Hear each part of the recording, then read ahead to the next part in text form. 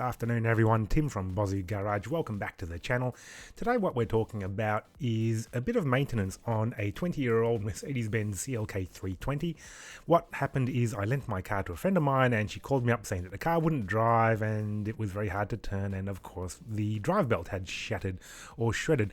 Not the first time it's happened actually. I keep one of these in the back of the car as a spare now actually, and what we're going to do in this video is clean up all the mess that is left here and replace the tensioner and the belt and the pulley up the top as well. So this is a video of when I last replaced it. Really easy to do. 17mm socket on that lower bolt on the tensioner, and the belt comes off quite easily like that. So if you're going to replace the belt, I highly recommend that you also replace the lower tensioner and the upper pulley as well. They're relatively cheap parts to replace, and by replacing them you'll avoid the problem that I had where the upper pulley stuck and I think contributed to the shredding of the belt. So when we zoom in here you can see a lot of mess. There's a shredded belt and rubber everywhere. There's a whole lot of oil. There was also a small oil leak from the oil cooler which I fixed later on. That will be another video too, I think. So the first thing we're going to do is try and clean everything up. What I'm doing here is removing the lower under tray.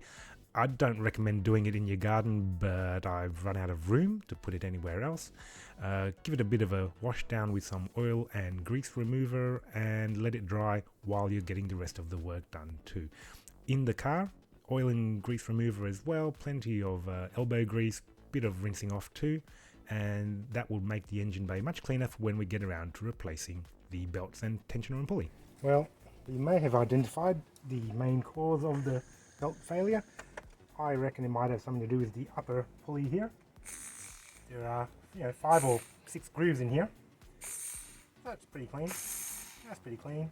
The other one's pretty clean. But then here, really rough. That one's no good. That's definitely no good. So I did change the belt about a year ago, August 22, failed about a year later. I did not change that pulley, my bad. So we're going to order a new pulley. That should be cheap, $20–30 or so. Pop that cap off, change the pulley around, new belt, clean everything up. Hopefully it'll be okay after that. So now when we have a look at the car, I've given it a good clean up. Looks a whole lot better than it did before. That breaker bar with the 17mm socket is on that lower tensioner bolt, and when I turn it anti-clockwise you can see the tensioner moves in and out a bit. We've also got a new belt ready to go. Number 6 refers to number of grooves and the other numbers are the length of the belt. We've got some parts. We've got a new upper pulley. Now that's actually the wrong pulley. I didn't realize at the time. The bolt which I'm holding with my thumb there is way too short to go into the block. But anyway, we'll fix that later. We'll order the correct part. That is the correct tensioner and that is the part number that I got. Always check with a VIN with your supplier because there are differences between makes and models even of the same car depending on the year that it was made. You can see that pin sticking out of the tensioner. That creates access to replace the bolt which is on the top and the bottom of the tensioner. So what I'm holding in my right hand there is a spare Allen key. That's the new tensioner. You can see that key there. That sort of positions the tensioner away from the 2 bolts. So there's an upper bolt and a lower bolt on that tensioner there. So I'm using the breaker bar to move the pulley out of the way, and my big fat arm's blocking your view, but underneath the tensioner, once you've moved it out of the way, there's a little slot that you can put that Allen key into. If you don't put the Allen key in there, you won't be able to access the lower of the 2 bolts that holds the tensioner in place. So I've put the little Allen key in place. I can't remember if I zoom in on that or not. Maybe I do, maybe I don't. Anyway, to get the tensioner off you need an E-socket. E-socket Torx I think it was. Buy a few of them. They're always good for working on all kind of cars. And we've just got to remove those 2 bolts now to remove the tensioner. You can see it loosening up a little bit there. Not difficult to do, just a little bit messy, and we'll have that tensioner out pretty soon. So this is the old tensioner. You can see the Allen key in place giving you access to the 2 bolts to remove. Trust me, you'll figure it out. If you don't put that bolt in, you won't be able to get the tensioner out because you can't get to the lower bolt at all. Now the next thing that we're going to do, I think we move the camera around and we have a look at removing the upper pulley. So that, unlike the tensioner, it just holds the belt in place. There is a cover on it there. You can just pop it off using a flathead screwdriver like I've done.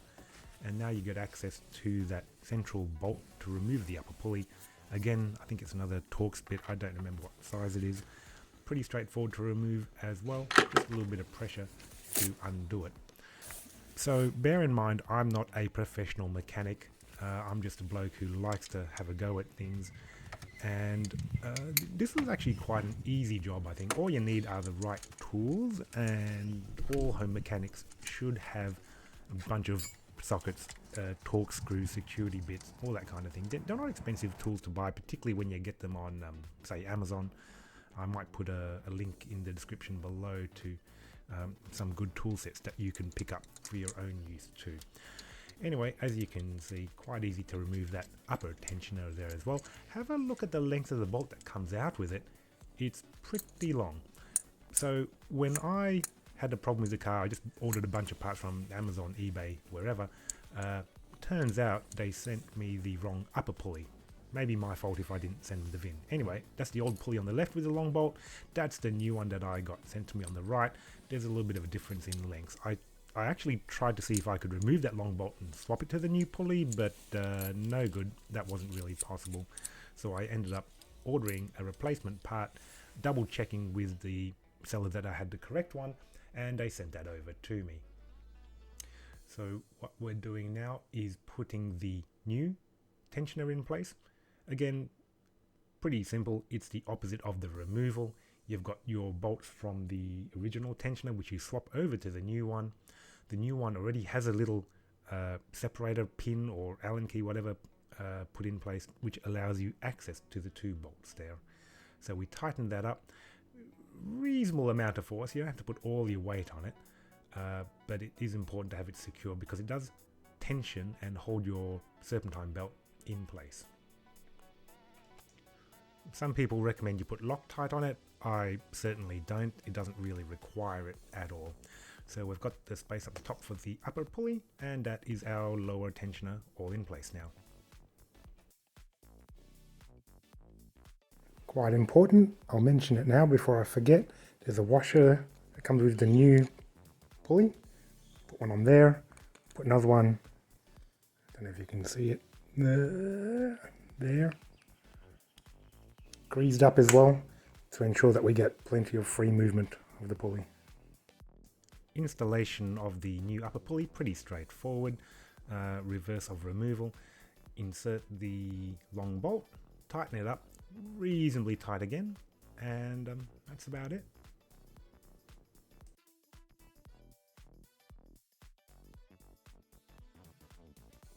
Alright, well, after a little setback, we've got the new tensioner and pulley on.